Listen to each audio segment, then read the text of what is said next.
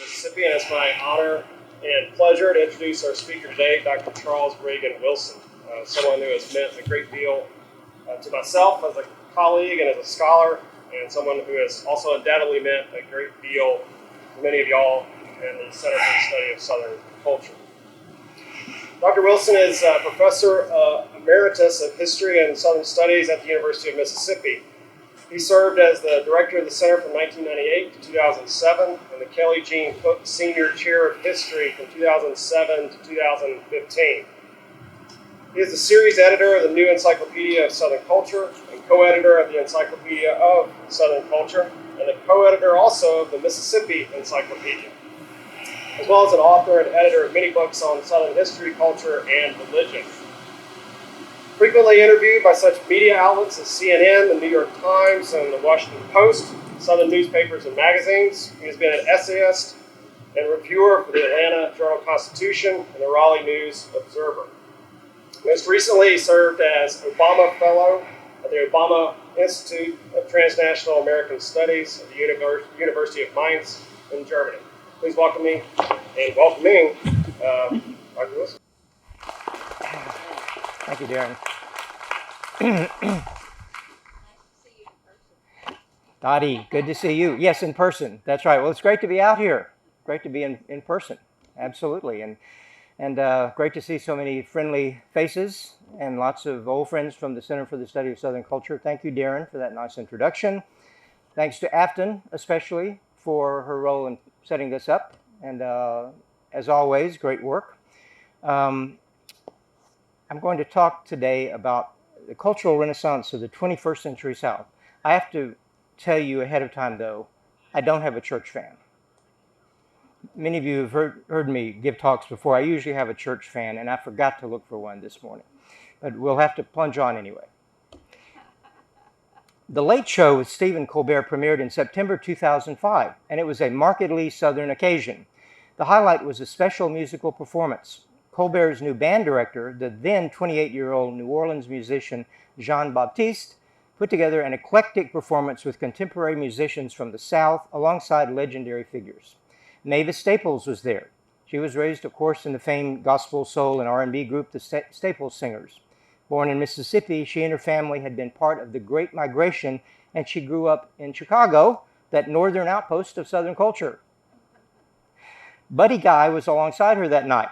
Louisiana-raised, Guy was a Chicago bluesman associated with the renowned Chess Records. On the stage with Staples and Guy were Brittany Howard, the dynamite lead singer for the rock group Alabama Shakes, Paul Janeway, the Birmingham-born lead singer of the soul rock band St. Paul and the Broken Bones, and the blues rock band Tedeschi Trucks from Jacksonville, Florida. Along with other performers, they sang the Texas-born Sly Stones' Everyday People. The audience was on its feet for the energetic performance of Southern-inspired traditions of jazz, soul, R&B, electric blues, soul, and rock and roll. The music and the artists represented an intermingling of the South's sounds, past, present, and future, and in that regard, it gives us a clue as to the emergence of a Southern cultural renaissance in the first decades of the 21st century. The performance was a reminder of the interracial and genre-bending vibrancy of Southern music, drawing from past forms, yet reinvigorating them. Today, I want to briefly suggest 4 points. This is a big topic, Southern Cultural Renaissance, so I'm giving you glimpses of what I think is going on.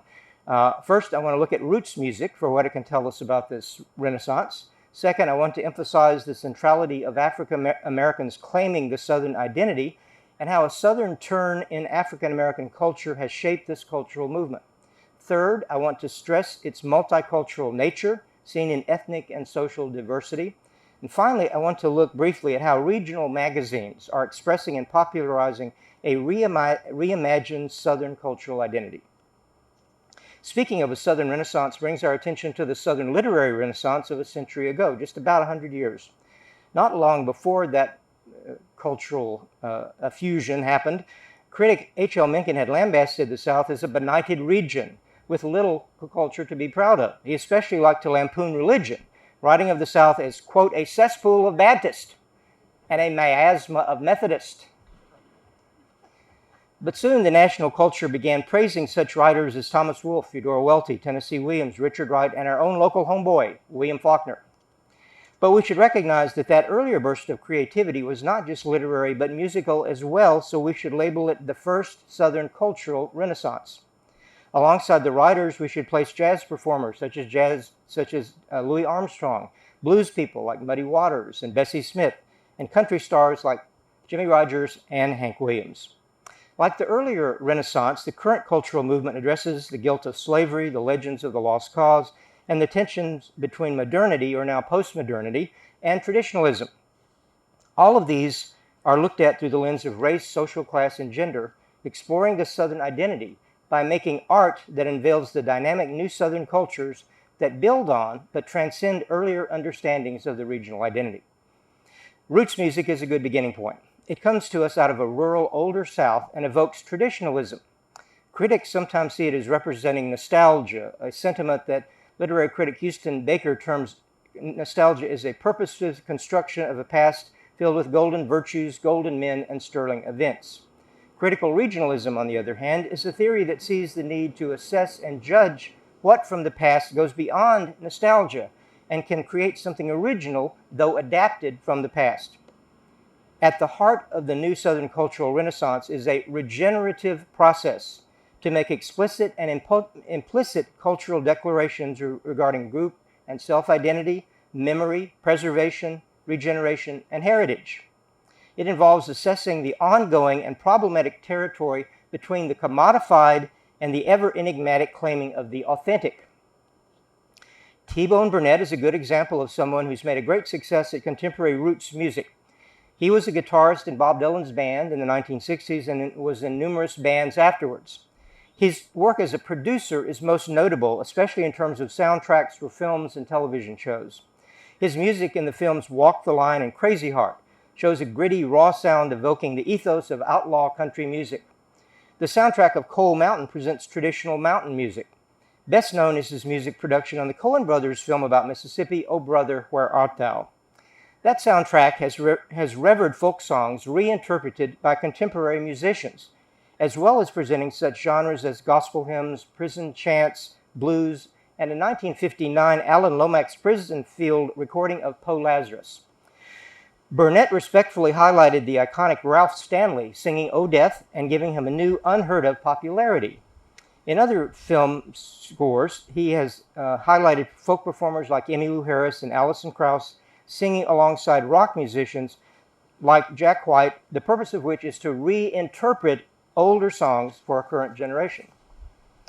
Now, to be sure, folk purists would bristle at the film because it has, of course, lots of parodies and stereotypes, and it can be criticized for mass marketing and commodifying a treasured Southern musical heritage. But for our examination of the new Southern cultural renaissance, the film's music shows a hybrid creativity, presenting but reimagining a prime Southern cultural form. Popular culture becomes a carrier of older folk music that in turn influences other groups, such as the Mumford & Sons, who were very influenced by the soundtrack. In later soundtracks, such as for Coal Mountain and Crazy Heart, Burnett still used traditional songs reinterpreted by contemporary rockers, such as when Jack White sings Wayfaring Strangers. But Burnett creates new content in these films that might easily be mistaken for traditional, as in the song The Scarlet Tide, that was written by Burnett and Elvis Costello, of all people, and performed by Alison Krauss. Or the song You Will Be My One True Love, written by Sting and performed by Krauss. In other soundtracks, Burnett has used the Punch Brothers, Marcus Mumford, and the Nappy Roots alongside older performers, mixing in traditional songs, reinterpretations, and original material. Critic Paul Ely argues that Burnett's productions are an act of discovery, a WPA-style effort to set up a levee of traditional music against the rising tide of hits radio. The history of roots or folk music in the United States is a story of musicians, record executives, and collectors working amidst the trials of reformist social movements, economic collapses, and world wars. Such historical grounding illustrates how roots music has never been a static antique, relegated to dormant history. Rather, the ethos fueling roots music has always made it a regenerative art form in a constant state of revival and reinterpretation. Burnett has made older Southern music newly relevant in the 21st century, creating a hybrid folk and popular cultural synthesis. The record company Dust to Digital is another example of roots music and what it can tell us about the Southern cultural renaissance. The husband and wife team of Lance and April Ledbetter run the company from their basement in Atlanta. It's a great image of these guys working down there on this music in their basement. Lance Ledbetter was only 20 years old when he discovered the landmark Anthology of American Folk Music by the legendary Harry Smith. I can just remember, he says, playing the CDs and reading the book, and it just floored me. I cannot believe how powerful it was, and for me personally as a Southerner, I've grown up around a lot of music like this. But in high school, that was the furthest thing from what I was buying. I was buying the indie rock and punk rock when I heard this. What it did, though, was to take me back to the 50s with early rock and rockabilly, and then back to the 20s. And I hear the music that I had grown up with. In Smith's anthology, Ledbetter discovered the heritage of American roots music. The gospel section of the anthology of Harry Smith's anthology. The gospel section of the anthology was, he described it as ecstatic and apocalyptic. Ledbetter was entranced. By surfing the internet, he discovered a collector of gospel music, from whom he purchased 5,000 songs that became the basis for the first Dust to Digital production, Goodbye Babylon, which appeared in 2003. It has 6 CDs and a 200-page book with essays by dozens of scholars. The whole thing is housed in a cedar box with a sliding lid packed with raw cotton from an Alabama farm. The Ledbetters spent endless hours carefully transcribing and packaging the songs. I wanted everything to be old, he said, old-looking, like something you might see in a general store in 1929. So I have the box here. So this is like my woodworking set as a kid, you know. And there's Babylon, and you open it up, and here are the CDs. Here's the cotton, and this is a wonderful booklet that's like the old paperback hymnals for singing conventions and all-night shows. It has a description of every song. It has the performers, the instrumentalist, where it was recorded, when, and it's an amazing act of scholarship. So this is the first of what they did, but they've done dozens of these projects, including Bill Ferris's Voices of Mississippi is a Dust to Digital project.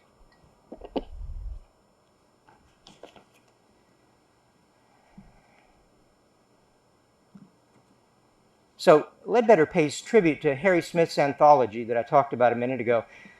Scholar Robert Cantwell describes the anthology as the musical constitution of the 1960s folk revival, as then it reimagined the traditional music of the poor, the isolated, and the uneducated into a curriculum in mystical ethnography, converting a commercial music fashioned in the 20s out of various cultural emplacements and historical displacements into a folk music of the 1960s revival.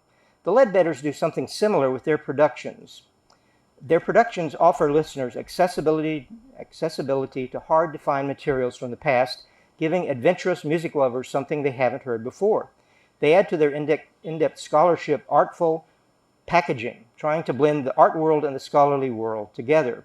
This approach marries popular culture with the scholarship of folklore and ethnography, touching a broad audience beyond record collectors and musicologists to musicians and lovers of music and history, all grounded in the Southern context.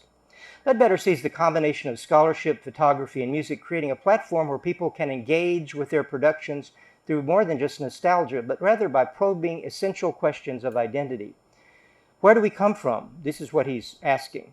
What were these people like? How long ago was this? Where are we now? How have things changed? This is in your hand, and you're basically having to face your own thoughts. As such, the albums are as much about the present as the past, and that's why Ledbetter is eager to adopt tools of popular culture while also jarring the popular audience's inclination for passive consumption. Chuck Reese, editor of The Bitter Southerner, sees an instructive and regenerative aspect to digital to dust productions. He noted that one of them, Parchman Farm, Photographs and Field Recordings from 1947 to 1959, should have a profound meaning for Southerners today. He says, you hold it in your hand, you read the stories, you listen, and it puts you there inside Parchman Farm in 1947. It's a place where every Southerner needs to go so that we learn never to go back there again. Bill Ferris relates the Ledbetter's work to the contemporary South. He says that they create an environment within the confines of a box and make very imaginative uses of art to frame and amplify the music. He argues that dust-to-digital products, in tandem with people like T-Bone Burnett, are taking Southern music to places that were unimaginable in earlier periods. So, from looking at the contemporary roots music revival, we see that the Southern cultural renaissance is a regenerative creativity, one that rubs together many different musical forms and uses popular culture to respectfully reimagine traditional music. A second point I want to emphasize is the centrality of African American Southerners to the cultural renaissance. Demography lies behind this renaissance. The South has been the African American homeland for centuries, of course, but the Great Migration in the early 20th century decreased the percentage of the black population in the South. That changed beginning in the 1970s, that saw a return of black people to the region. The non-Hispanic black population surged in the 1990s by 3.5 million people, more than in the Northeast, Midwest, and West combined. That growth doubled the black population that the South had attracted in the 1980s, and the growth has continued today. Southern cities, especially Atlanta, attracted most of these migrants. More recently, Texas cities have been magnets for black migrants, as well as for other groups coming to the Southwest. Atlanta, though, is a center of the Southern cultural renaissance. Comedian Chris Rock calls Atlanta the capital of Black America, and where all decisions relating to black culture should be made. After the election of the Reverend Warnock as U.S. Senator from Georgia, New York Times columnist Charles Blow urged African Americans to come south because it was a place of the greatest cultural, social, and now political opportunities for African Americans. Our former Southern Studies colleague, Zandria Robinson, has written a wonderful book that is a guide to aspects of the Southern cultural renaissance. Looking carefully at everyday interaction of people in the South and at the products of corporate popular culture, she sees a Southern turn in African American culture. She describes it as country cosmopolitanism, a blend of rural and urban sensibilities in the post-civil rights South. As she sees it, Southern rearing and residence came to have moral authenticity within the larger African American culture. Country cosmopolitanism blends specifically African American remnants of traditionalism with modern outlooks. Popular culture, again, has been the location of a Southern renaissance in black creativity. Films such as Medea's Family Reunion and Meet the Browns, as well as Malcolm Lee's Welcome Home, Roscoe Jenkins, show the South as a place for regeneration, again, there's the key term, of African Americans, who are portrayed as alienated at first from their roots, but fleeing such urban problems as drug abuse and poverty that are now seen as Northern. They juxtapose modern urban life in places like Chicago's South Side with rural black life, visually portraying the latter as maternal homes on the lush pastoral lands so long associated with the imagined South. Other films and television shows more directly engage the urban side of Zandria's country cosmopolitanism, as African Americans embrace city life in ways white society seldom has done. Jason's Lyric portrayed black life in Houston, ATL was an Atlanta story, and Hustle and Flow, of course, was set in Memphis. Although blues has had a rebirth of sorts as a part of the rediscovery of roots music, and black gospel continues to be a true grassroots African American music, hip-hop deserves special attention for its creative contributions to the Southern cultural renaissance. Hip-hop artists integrate the urban and rural aspects of Southern living into a Southern black artistic outlook. Differences from Kentucky and Mississippi, Atlanta and Houston are subsumed under the South's regional umbrella. Performers, and in their videos, they can ride in rimmed LTDs and cruise through the urban worlds of Memphis, Atlanta, and New Orleans, all hip-hop centers. Or they alternatively can put on overalls and headscarves and evoke a pastoral rural South. Afrocentric rappers arrested development sang the song Tennessee with an evocative video shot in Georgia. The song summoned the South as a place of healing and spirituality, saying, "Take me to another place, take me to another land, make me forget all that hurts me, let me understand your plan." The group imagined walking the road that their forefathers had walked and climbing the trees, quote, forefathers hung from. This vision confronted the South's lynching ghost and made Southern history central to current identity. It is not, of course, a whites-only history, but a specifically black Southern history. The hip-hop group Outkast defines an original hip-hop concept of Southern Black consciousness that they call stankonia, that is important to the Southern cultural renaissance. The group's 2000 album of that name, Stankonia, introduced a term that is a phonetic spelling of stankonia, a metaphor for speaking, as scholar Regina Bradley writes, speaking the messy truth, the stank of contemporary Southern Black identity to power. On the album's song, stank is the musty, less than savory, and mispronounced aspects of Southern Black life. It is a counterpoint to views of white-dominated Southernness, but also in tension with other Black American views of Southernness as racially rigid and focused only on a traumatic past unrelated to the present. Slavery, for example, in Outkast songs is not just an oppressive part of Black African American history, but an imaginative haunt from the past that still shapes the contemporary South. As a concept, Stankonia showed Outkast reimagining Southern Black narratives that have concentrated on slavery, Jim Crow segregation, and the civil rights movement. It makes the Black American South a conceptual and material place where Black and Southern identities intertwine. It's a dynamic space of creative reckoning with the past, the present, and also with the future. Their songs engage such issues as AIDS, poverty, and white supremacy, and rap about these crises from a specifically Southern regional perspective that insists these social problems are part of modern Southern living that should not be ignored. One song on the album, Gasoline Dreams, contests the belief that the American dream has been accessible for many African Americans, despite the hopefulness of civil rights rhetoric about the possibilities of equality of opportunity with the changed South. Outkast gives a map for viewing the contemporary roots of Southernness, a cultural and conceptual undertaking that is necessary to make room for newer articulations of Southern Blackness anchored in Southern places. Jesmyn Ward, our Mississippi-born author from South Mississippi, has created a memorable fictional place that gives us a specific geographical locale of the Southern cultural renaissance, akin to Faulkner's Yoknapatawpha County in the first Southern cultural renaissance 100 years ago. Her fictional town is modeled after her hometown of Delisle Bayou in South Mississippi. She glories in its heat and humidity that have long been imaginatively identified with places in the American South, and the rivers and bayous give an environmental anchor to her fiction and nonfiction. She celebrates a sense of place, family, land, home, and community. These qualities, of course, have long been identified with the conservative Southern way of life in the past. Indeed, the Vanderbilt agrarians used these values to define a conservative Southern way in 1930, one that was for white people only. Ward uses sense of place to illuminate the lives of her African American community, African American characters who have land that gives them independence. They have a community spirit that enables them to survive the disaster of Hurricane Katrina. And they have the love of close families that provide strong identities despite the social injustices they experience. She notes that her extended family of hundreds of people, I mean, she's got a huge family who live in South Mississippi. They live near her and they sometimes frustrate her. Too much family. Even more troubling is the frustration of Confederate flags and conservative politics in her state. But she affirms that this is the South, and this is my blood, and this is my home.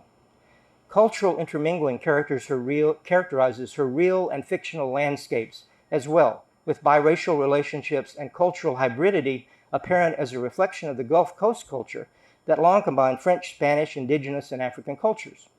Ward is fearless in speaking truth to Mississippi power as she excoriates the state's Republican political leadership for public policies that she thinks fails to address systemic problems in African American life. Her fiction probes the poverty and racism that characterize the state. She laments the dragging death of a Black man in the state that leads her to almost want to soak my region in lighter fluid and strike a match.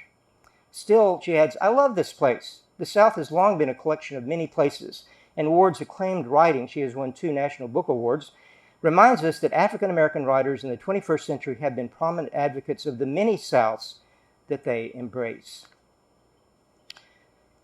So from looking at these brief examples, we see that African Americans have claimed a Southern identity and in the process put their distinctive regional experiences at the center of a new Southern cultural renaissance. If you want to know more, I recommend you read our friend Ralph Eubank's new book, A Place Like Mississippi.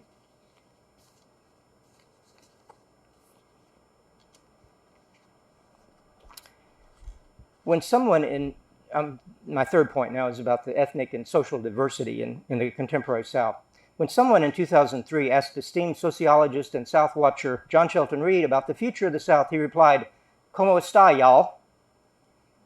and thus linked terms from the Spanish and Southern language to suggest the importance of the new Latino population to the region. Few changes are likely to be of more long-range significance to any understanding of the contemporary South than the arrival of Latinos in notable numbers since 1970. And it's true also of Asian Americans, whose population in the South has grown in greater numbers than any other American region in the last 10 years. Globalization has made the South the center of immigration, and many writers are chronicling the stories of these new Southerners who have arrived from many places. Monique Truong's Bitter in the Mouth novel tells the story of Linda Hamrick, who comes from Vietnam as a 7-year-old child to a new home with Southern Baptist parents in Boiling Springs, North Carolina. She unveils the silences and hostility she experienced, but also how she grew to embrace a Southern identity. She sees her lawyer father as like Atticus Finch in To Kill a Mockingbird, and she uses a line from that novel as an epigram for her novel. Her narrative leads to a recognition of her identity as a refugee orphan with all the trauma that entails. But she finds a home in the South, and she loves North Carolina barbecue and has written about it. Commentators on the South have portrayed Florida as an outlier in understanding Southern culture in times past, but it has become a center of the 21st century multicultural South. South Florida writers engage with themes that reflect traditional Southern cultural concerns, but add counter-narratives to Southern traditionalism and show the diversity of the contemporary South. Poet Sandra Castillo came to Miami from Cuba when she was 9 years old, and memories of her Cuban childhood haunt her works that represent a sensibility rooted in loss, history, gender, language, and memory. All of these, loss, history, gender, language, and memory, have been concerns of earlier Southern writers, but the content of her experiences enriches the regional understanding of these concepts. No Cuban-American writer claims a Southern identity with more enthusiasm than Gustavo Perez Fermé, who came from Cuba when he was 11 years old and lived in North Carolina for 20 years before moving to New York City. His poem, Carolina Cuban, and his short story, My Life as a Redneck, showed the two-ness of ethnic and regional identities specific to the American South. House seen in his book, A Cuban in Mayberry, looking back at America's hometown, which combines his story of exile from Cuba with an appreciation of the Andy Griffith Show presentation of home and community. He realizes well that the isolated people on the show may not have appreciated a Cuban exile showing up to disturb their homogeneity, but its idealized presentation of rootedness strikes an imaginative chord with him since he was uprooted as an immigrant child. Amid the racial, generational, and political turmoil of the 1960s, the show, to Fermé, touched feelings of intimacy among its characters that appealed to a wide audience that included him. The book ends with Fermé writing an episode of the show called The Lost Boy, about a young Cuban boy coming to Mayberry, whose people help reunite with his aunt, Tia Maria. He thus places a Cuban experience into one of the most hyper-Southern cultural expressions we can imagine, the Andy Griffith Show. All right, last section is about regional magazines. And here, I brought some examples.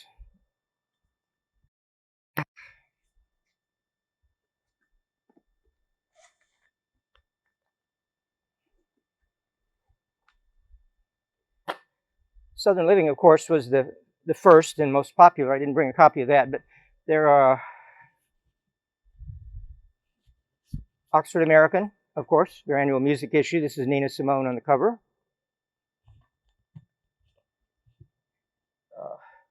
There's Garden and Gun, which I'm going to talk about in a minute. Saving grace for me for Garden and Gun is it has dogs everywhere. Dogs everywhere. You know, this handsome guy on the cover. There's also others. The Local Palate, which describes itself as food culture of the South.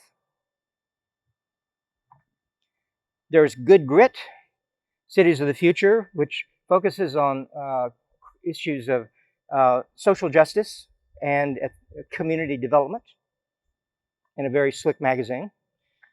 And we have Okra, that describes itself as real Southern culture. My favorite is one that didn't last, unfortunately, but it's Southern style. And this is Dolly Parton, was on the first issue, and it's under here it says, salon copy, please do not remove.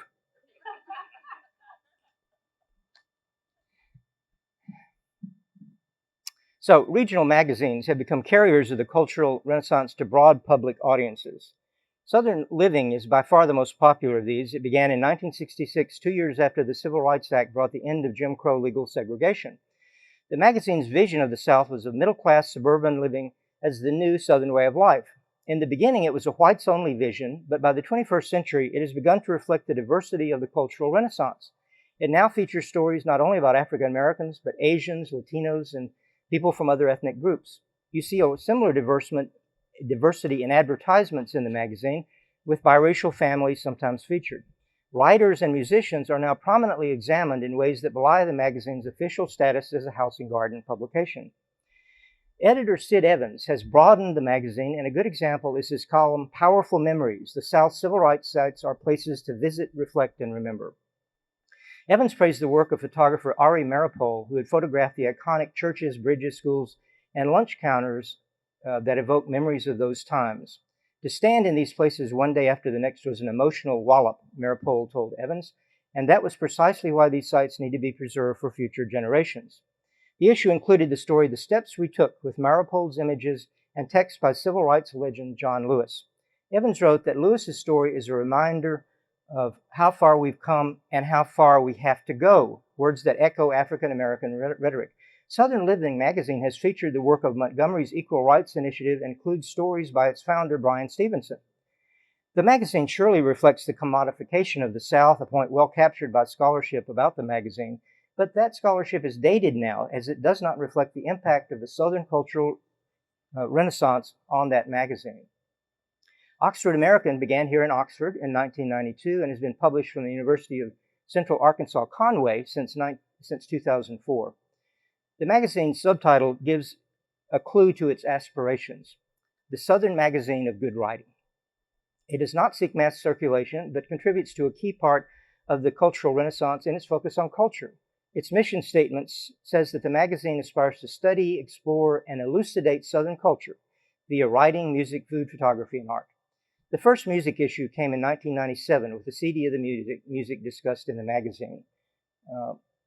A special annual issues have explored music in all the different Southern states. Special issue on the visual South covered artists and photographers in 2012. And an issue entitled Southern Literature is Never Dead, It's Not Even Past, you'll recognize that as a takeoff on the Faulkner quote, of course, had come in 2009. Oxford American often examines the region's overlooked and underserved peoples and has articles confronting the gritty and thorny social issues as well. The Bitter Southerner is an online publication that began in 2013 and right away featured a reimagined regional identity coming out of the dramatic social and economic changes we have noted of the last 10 years before then. The editor, Chuck Reese, wrote in August 2013 that the magazine would pay tribute to great Southern musicians, chefs, farmers, artisans, bartenders, scientists, innovators. Reese made clear that he identified with the South that is full of people who do things that honor genuinely honorable traditions.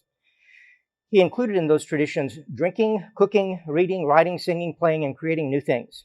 He positioned his magazine as one for people who do cool things. That's all of us, of course.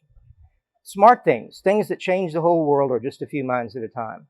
Reese pointedly distanced himself from Southerners who would not admit that the Civil War is about slavery and the people who have not figured out how to hold a high school prom that includes kids of all races.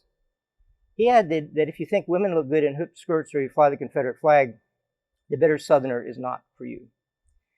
The Bitter Southerner site gives space for the untold and underrepresented, this is their mission statement, yet spectacular and worthy dynamics of the contemporary South. It is multiracial and diverse and strikes emotional tones of hope, but also disappointment often, anger, Reese is an angry guy often, and hope about the region. Reese proceeds out of his embrace of the phrase, the duality of the Southern thing.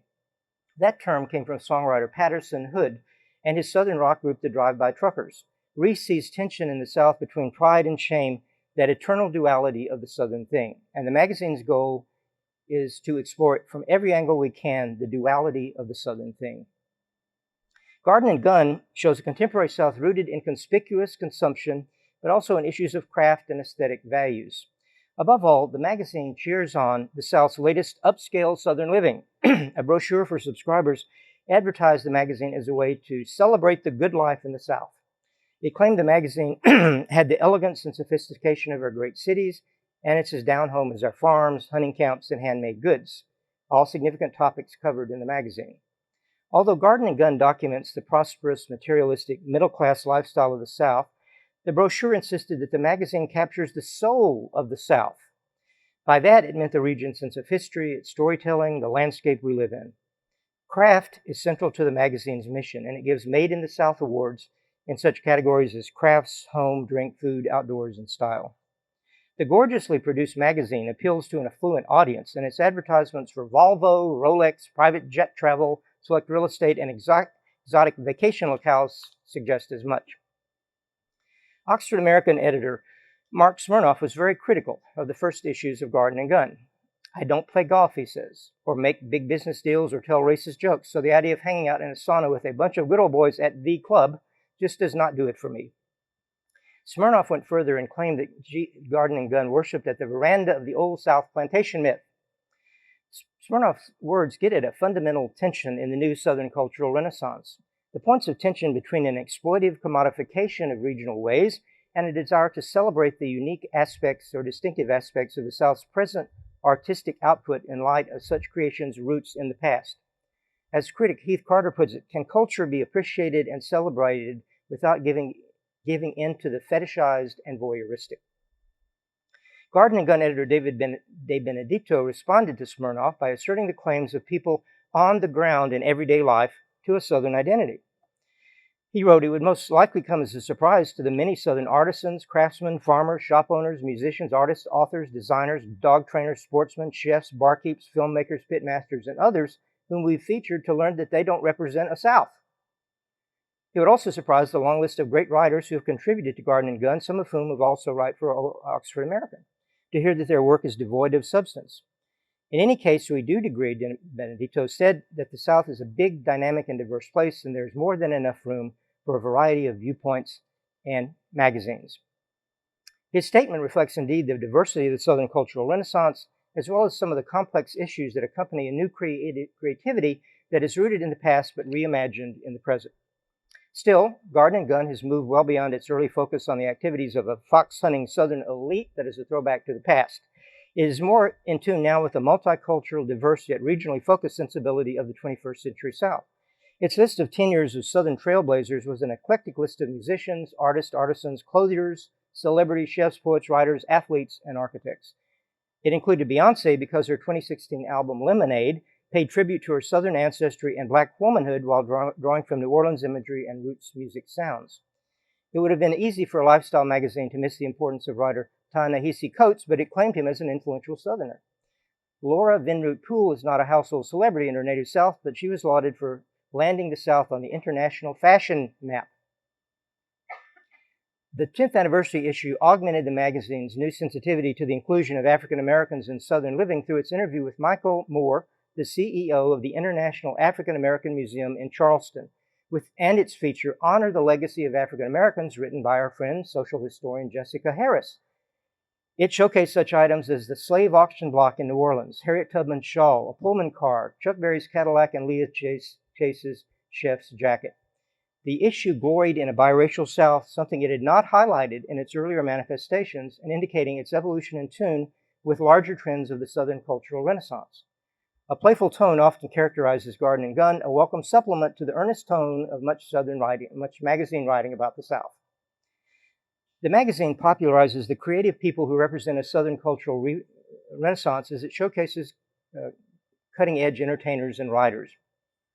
A good example of the magazine's literary coverage is our own Johnny Miles's review. Johnny Miles was a Southern Studies graduate student here. He now writes the book review column for Garden and Gun, and he reviewed Jesmond Ward's Sing Unburied Sing. His verdict is that the novel becomes the standard bearer for contemporary Southern fiction, its fullest, most forceful, most vibrant, and most electrifying voice. Pointing out that her work in general had drawn comparisons to the canon's titans, Welty, O'Connor, and Faulkner, as well as Toni Morrison, He argued that the novel operated within the contours of the Southern literary tradition. By that reference, he meant in the swampy lilt of her prose, the scope of her concerns, and the way she entangled setting and character. If those descriptors remained a bit vague, they reflected a self-conscious engagement with an inherited literary approach associated with the region. In the end, Miles emphasized that her work was revitalizing the Southern literary tradition in ways that no writer has done in more than a decade. Miles's informed evaluation is typical of the magazine's putting contemporary Southern cultural expressions into broader regional perspective. The regional magazines are another example of the centrality of popular culture to the creative expressions of the new Southern cultural renaissance. They embrace the idea of some Southern traditions, but reimagine them. They reject other Southern traditions as outdated, and hurtful. They represent both commodification, but also a search for a authentic with all of its complex problems and trying to claim the authentic. Some scholars argue that the concept of the South is no longer a very helpful category of analysis, but I would argue that the early 21st century South has seen a revitalization of the concept of the South. People relatively new to the region are newly empowered, are exploring it as leaders in the embrace of a reimagined South. Thank you.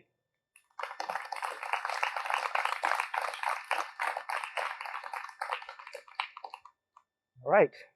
Questions, comments? Want to sing a song?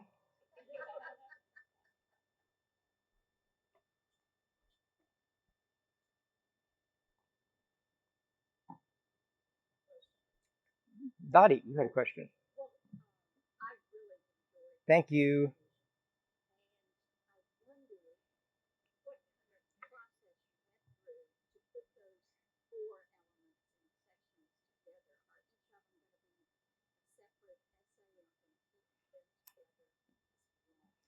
Great research question. So some of this came out of the manuscript that I have finished called The Southern Way of Life. It's going to be published next year. So yes, finally. But part of it, the last chapter is on the contemporary South, and so part of it came out of that. But in the course of, and I mentioned the Southern Cultural Renaissance in that last chapter, but I didn't really develop it very well. And so I thought it'd be a great topic for a presentation at this forum. So I started thinking about it, and I started reading some more. And I came across this great book by Heath Carter. It's called The Philosopher King, and it's about T-Bone Burnett. And he argues, he's the one that gave me the real sense about this Southern Cultural Renaissance. And he mostly talks about music, but that gave me some ideas to think about in my argument about a bigger Southern Renaissance. So it was a kind of combination of research I've done for a long time for the book about writers, and I didn't mention much on foodways. I had a section, but I left out because I think we were getting too late. But this was new about roots music, and I was glad that I discovered that. Somebody else had a question? Yes, Wayne.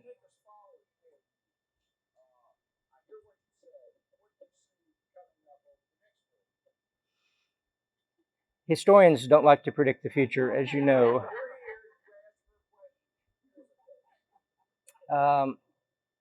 I think there will be all sorts of interesting combinations. Let me get something.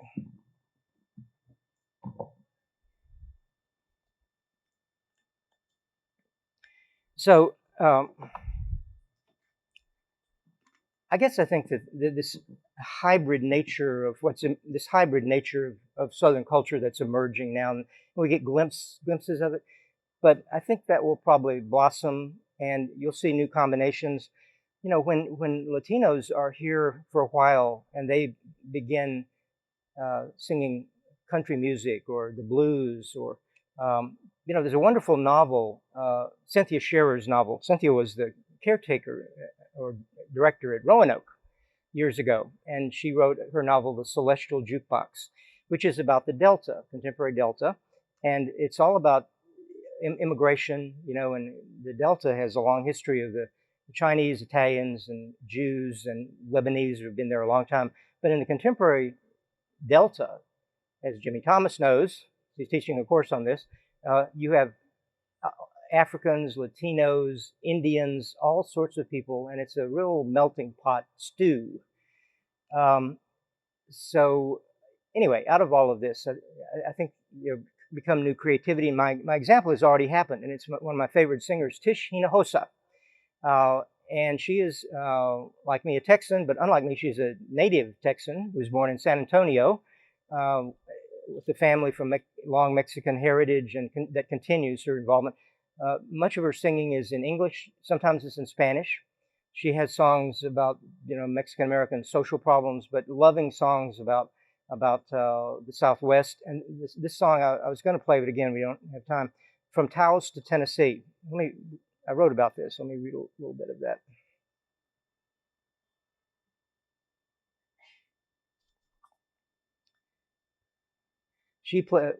Hosa plays an original blend of country, folk, and cowboy songs in both Spanish and English. The result is a fresh hybrid genre, Anglo-Hispanic. I created that term. Anglo-Hispanic country music. Her Taos to Tennessee tells of her love of northern New Mexico with her back warmed by a western sky with its fiery setting sun. She is moving to Tennessee to pursue her music in Nashville, and the lyric hopes for a starry southern night to shine a trail from Taos to Tennessee. Although southern ways are new to me, she speaks the language of southern way of life. She concludes her song, "That's Where I Want to Be." So I think that's what I see in the future. When young Vietnamese, and you see it in food. You already see it in food. Sandra Gutierrez has this wonderful cookbook called The Southern Latino Table, and its recipes combine ingredients from Honduras and El Salvador and Mexico with corn and with black-eyed peas and with fried chicken, and it's a real hybrid. It's one of the best examples of this. But I guess that's what I see in the future. Marianne.